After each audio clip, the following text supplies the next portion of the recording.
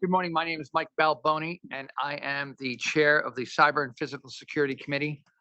I want to welcome the committee members who are participating today: John Comel, Eugene Nicandri, Dennis Trainer, and of course, welcome Trustee Precenti, who is joining us. I'd like to also welcome other staff, Nypa staff, who are here today. And this is a scheduled meeting for this committee, which has been duly noticed as required by the open meetings law. And I would like to call the regular meeting of this committee to order pursuant to section B4 of the Cyber and Physical Security Committee Charter. We will begin with the adoption of the agenda. Any committee members have any proposed or additions to the agenda? I'll move the agenda as presented. Second. All those in favor? Aye. Aye. Opposed? The agenda has been adopted.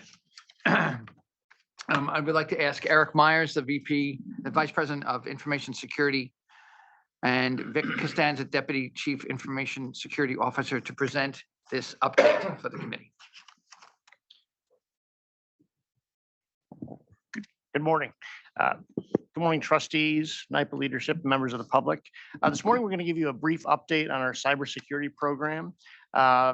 In January of this year, we provided an update on some independent assessments we did of our program last year, including the NIST Cybersecurity Framework Assessment, and then outlined our program of initiatives for 2022 to help move our maturity forward with respect to that assessment. Today, we're going to give you a brief update on the status of those programs, as well as take a deeper dive on a topic of interest around threat and vulnerability management, which has gotten a lot of coverage in the news lately. So if you would move on to the next slide, please. So I just want to call out a few, and sorry, I need to look at the slides here for a second. So I just want to call out, would you bring the slides up on the other monitor over here, please?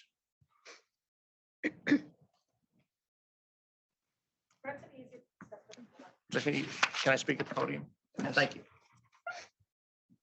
There you go. Okay, well. It's better. Okay, now you have it. Okay. So again, I just want to. Well, thank you very much, Eric. That was excellent. We're not done yet. The podium is better. We're just getting started. I thought you were sitting back down. No. So in the appendix of your slide deck, you've got the full program that we laid out for the year, but I did want to call out just a few highlights of the things that are coming online right now as part of that program. You know, we mentioned in January that we had a strong emphasis on really improving our identity and access management platform. One of those things that we were doing was bringing a next generation approach to privileged access management. This is the type of access that is used by IT system administrators to manage the various systems around the Nypa ecosystem. And they're particularly targeted by cyber adversaries because they give them the keys to the kingdom to move around our environment. And so we wanted to put in place a new approach to manage those accounts in a way that also helps better manage those accounts as we start moving towards the cloud. So we're helping to support our digitization program. The other thing that we added was something called micro-segmentation. Now, last year, with all of the executive orders and so forth and focus around ransomware, there was a lot of talk about a concept called zero trust. And so we're now implementing our first stage of our zero trust program, something called micro-segmentation. And what that does is it very tightly compartmentalizes our IT environment in a way that makes it very difficult for an adversary to hop around. In a normal IT network, it's very easy for anyone, once a cyber adversary gets on a particular device, to start poking around and hopping around from device to device. What we've done is we've put in a technology that limits the ability for one device to talk to another to only those conversations that we know should take place. So that's really going to help, again, slow down the ability for an adversary to move around the environment if and when one should happen to get in. They also start tripping over things, and it makes it easier for us to detect those things. So again, overall, all of our programs are on track or even slightly ahead, and we'll be providing more updates as the year goes on. I would like to. Eric, can I just interrupt for a second? Sure. So when you talk about zero trust, it should be pointed out that this is a part of a White House initiative. Correct. That the president has said that all utilities in particular must adopt this program, and essentially creates an environment where you only have trusted access. that Okay. nobody can move into your environment without having that type of privileged access as you talked about. But you said it's the first step in the micro segmentation is the first step. What are the next steps coming? The next step is much tighter identity and access management for all of our users and end user devices. And so that program is underway right now as well.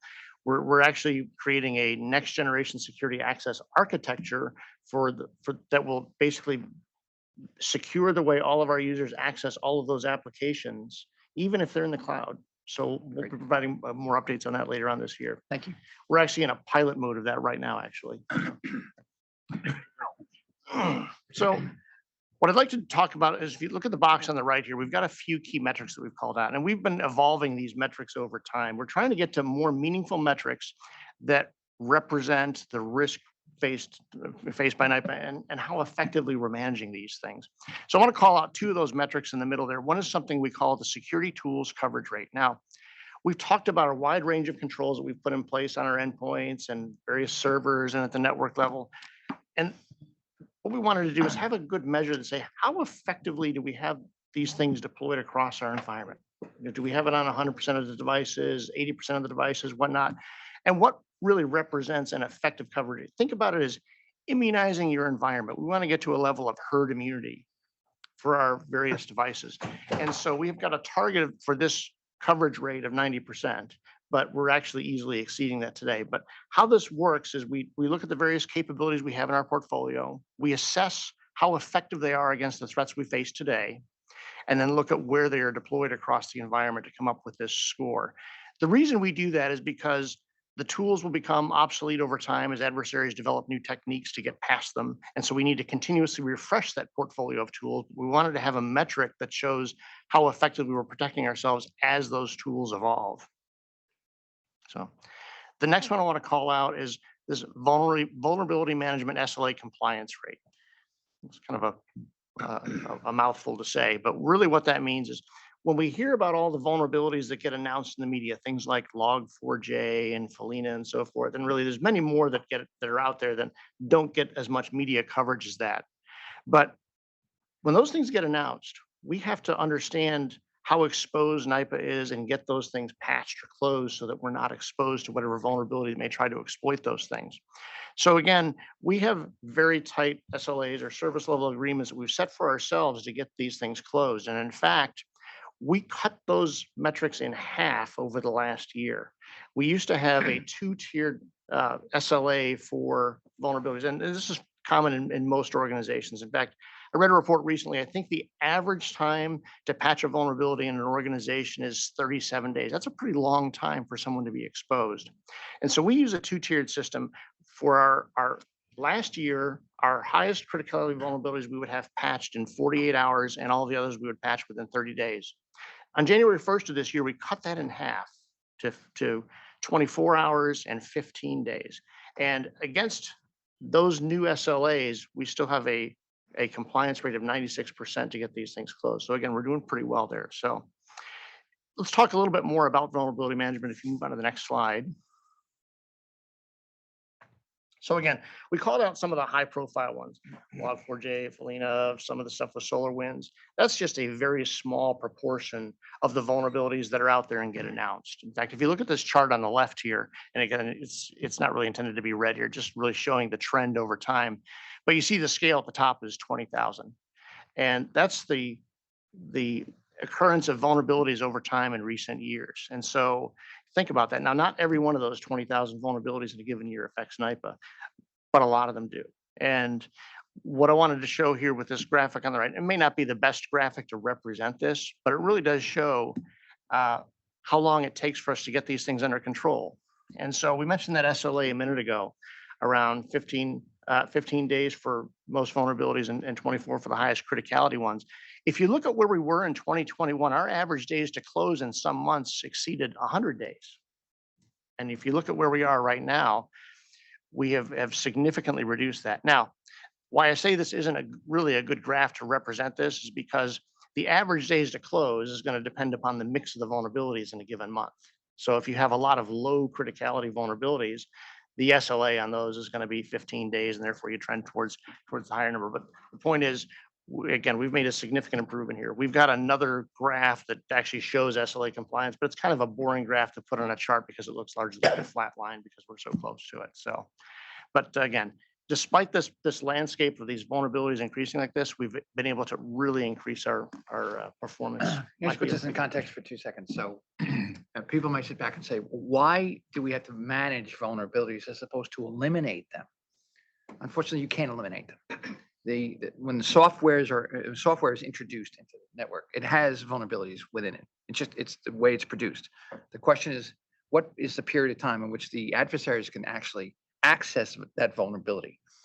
What Nypa has done very successfully, and is actually an industry leader in this, has reduced the amount of time that vulnerability exists so that the bad guys can access it. So it's really not about vulnerability elimination, it's about vulnerability management and understanding what is in your environment. And the last part that Eric said is very important. Not all vulnerabilities affect critical operations. Some affect something, just a regular operation that doesn't, if it was compromised, you should fix it, but it's not absolutely critical. What's really important is they prioritize closing those vulnerabilities that affect the critical operations of the network. And that's a great segue to the next slide. So how do we go about doing that? Happy to help pitch it. Yeah. Seems like you guys practiced this.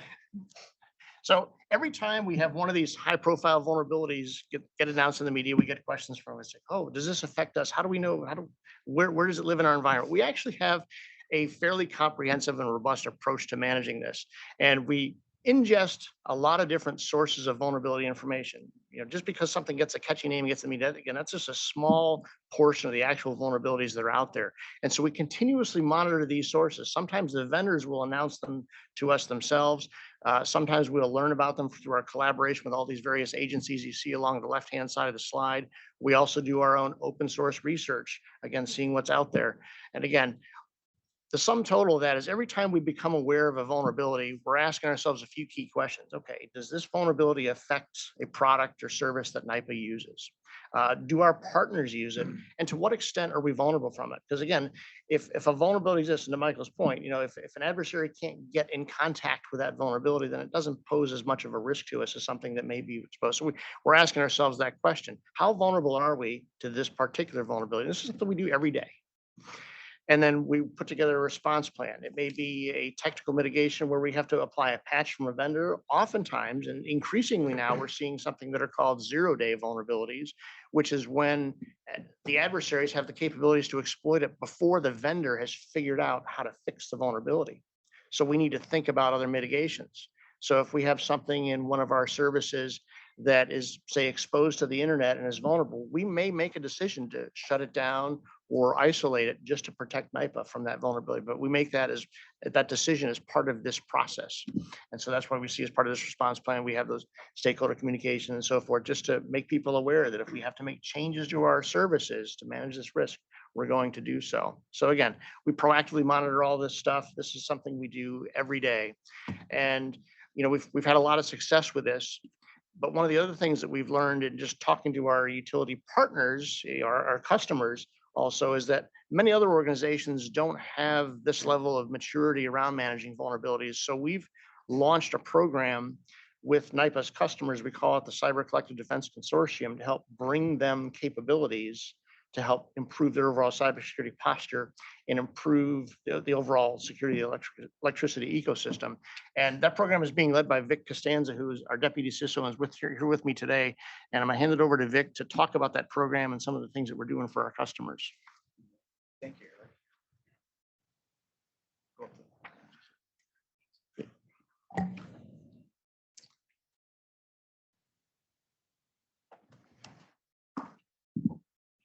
Good morning, everyone. I'm Vic Costanza. I'm the Deputy Chief Information Security Officer, working with Eric, as he mentioned.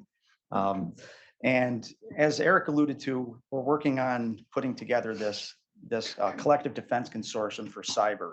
And as all of you know, we cannot do this alone. You know, we can't go about defending against cybersecurity alone. So, and the threats alone.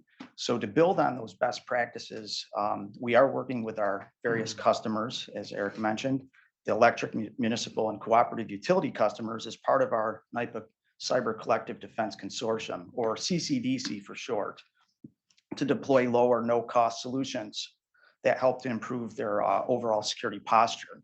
So this initiative is aligned with Governor Kathy Hochul's formation of the Joint Security Operations Center, or JSOC, which is designed to streamline cybersecurity operations and information sharing, as well as protect our critical infrastructure from cybersecurity threats. So the CCDC solution offerings that we're putting out there include ability to respond and share threat information in a more real-time manner through advanced intrusion detection systems.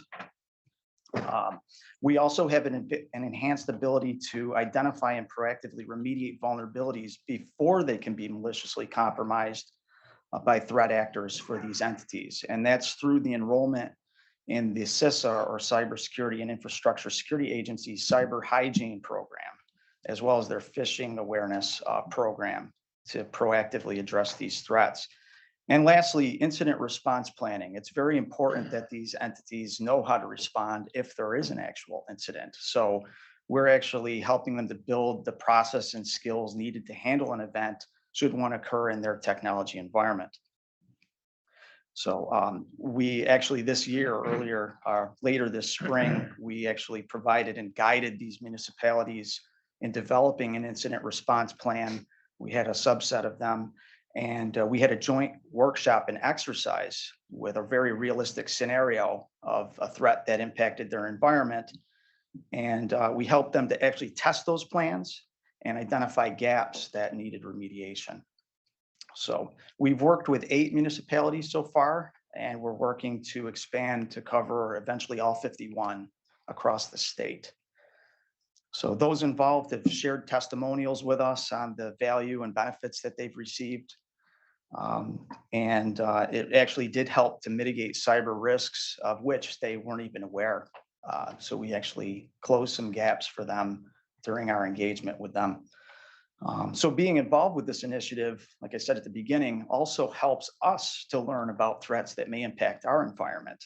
So we're gaining intelligence on certain threats that may be impacting those smaller utilities that could eventually be a test bed for these threat actors to affect the larger bulk electric system utilities. So we're gaining that insight as well. And so it's been a very positive initiative, and we look forward to continuing it. And I'll hand it back over to Eric. Thank you, Vic. Thanks. And again, we're getting a lot of accolades from that program, and Vic is actually operating as basically a fractional CISO now to those organizations to help them build out their capabilities. So we're really excited about where it's going, and we continue to partner very closely with the state on the JSOC initiative, which is attempting to do many of the very same things to the various New York State agencies. So there's a lot of potential synergies there for us as well. So now I want to turn it over to. Hang on a second. So on that note, last week at City and State, they had a forum about cybersecurity, and Commissioner Jackie Bray from the Department of Homeland Security and Emergency Services actually called out the Nypa program, works with cooperatives around the state, as being a model for the state when they developed the Joint Security Operations Center. And this is the Iron Net has been something that we've been deployed beforehand. You've been briefed on that beforehand. Turns out that this again is a state of the art, and we're a leader in that effort. Before you switch, I have a question, and if my question belongs in executive session, cut me off, okay? Earlier this year, employees at Nypa and the board who are required to file a financial disclosure statement with JScope got hacked. And I've not heard anything more about that. I don't know if anybody else has. I know it was a concern to me personally because of the financial information, but are you or were you involved in any of that and trying to address that issue? We didn't get involved in responding to the JCOPE breach or the incident. So we were basically customers of JCOPE like any other organization was, but we believe that they had the issue resolved before they opened it back up for the reporting this year. So. Well, I can say hope is not a strategy, so I hope we do better. I mean, not we, hope they've done better than believe they've got it fixed. Yeah, I mean, typically what happens in these types of breaches, is obviously, you identify the breach, you try to identify what information was compromised. It's impossible oftentimes to tell what kind of information was compromised. You offer credit monitoring to see if anybody's using your information, and then you try to fix the vulnerability, and make sure it doesn't happen again, which I know is Jay Cope was trying to do that. Yeah, Well, they we were haven't told, offered any kind of right. information. At least I haven't received didn't any. know. Yeah. no. I know it was a legacy system that was shut down. Oh, it but was, yeah. It did I'm have sorry. historical information on it, but it was a legacy system that was, they were shutting it down to migrate to a newer technology. But, All right, but during the here's time, what I'm gonna ask, all kidding aside, can we send a letter to Jacob? And course. basically say, what is the status of the remediation? What is the status of the protection for people that information may have been compromised? Absolutely. No, we'll be happy Yeah. to do that. Yep. I sent that note to Joe when I got my reminder to file and all the rest of that, so, Nice gentle reminder. yeah. Yeah. We'll be happy to look into it on your behalf and report back. Thank you, Vic. Okay, thanks. Okay, Well done, Vic. Thank you. thank you. We're Thank you, going to guys. turn it over to Larry Mallory, who's going to provide a physical security update. So good morning. I'm Larry Mallory from Physical Security and Crisis Management. I don't have any slides for you today, and I'll be brief. I just wanted to take a few minutes and talk to you about some of the preparedness and response efforts that are underway in the area of physical security and crisis management. So just like our colleagues on the cyber side, we've invested much time, thought, and resources into developing a standard for physical security that we execute on every single day across the enterprise. Our plan is fluid. It does evolve based on current threats and conditions, and it is informed by industry partners as well as New York State partner agencies like DISH's, who we mentioned. Recently, we had the opportunity to leverage state and local law enforcement and protective security advisors from the CISA group of the Department of Homeland Security to observe and then participate in a two-part violent intruder drill across Nypa. Afterwards, we had the opportunity to sit down with them and review our response plans and receive feedback from them to help us improve our program. So this is a valuable effort that we will continue. We're also working with the team to stress the importance of see something, say something, the concept of awareness and reporting throughout the organization to both our security staff and to general employees. We have deployed technology that makes it easier and anonymous to report, if you so choose, issues, and are providing awareness materials on the indicators of escalation of violence to all. There is data that indicates 60% of people tell at least one person before they engage in a violent act, and 40% of people tell at least two people. So this means that the eyes and ears of our colleagues in Nypa and Canals can become one of our greatest security tools, and we're working to leverage that tool and basically use that to our advantage to help keep everyone safe. I know this was a brief touch point, and I look forward to providing you greater details at future meetings. Happy to answer any questions you may have. Any questions? Okay, thank you very much, Larry. Next is the adoption of the Nypa and Cyber and Physical Security Committee minutes that were held on January 25th, 2022. I ask for a motion to approve the So moved. consent agenda. Second. Second, all those in favor? Aye. Aye. Opposed? Motion carries. The next meeting of the Cyber and Physical Security will be determined in the near future, and so I'd like a motion to close the meeting. So moved. Second, Second. all in favor? Aye. Aye. Thank you very much for your attendance. Thank you.